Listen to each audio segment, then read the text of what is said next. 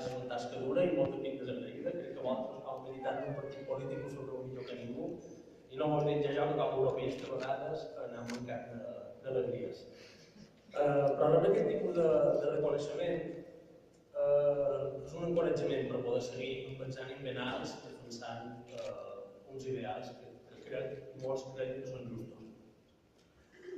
Tot i que avui dia se parla molt d'Europa, hi ha una gran desmemòria. L'associació de que en són parts, la Joventut Europea Federalista, sovint visiten centres educatius de secundari i batxillerat per explicar un poc el que és l'integració europea. I molt de cops, entre les coses que els he de recordar, sobretot, és que fins no fa molt Europa era una fàbrica de mort.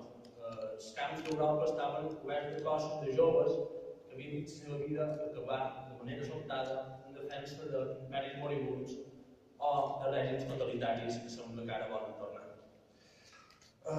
Aquesta desmemòria ens du molt de bits a donar per certes o per segures certes coses, com que vivim en un sistema de pau, i no hem d'oblidar mai que és gràcies a la integració europea que podem tenir un dels espais de pau més grans i més estables del món.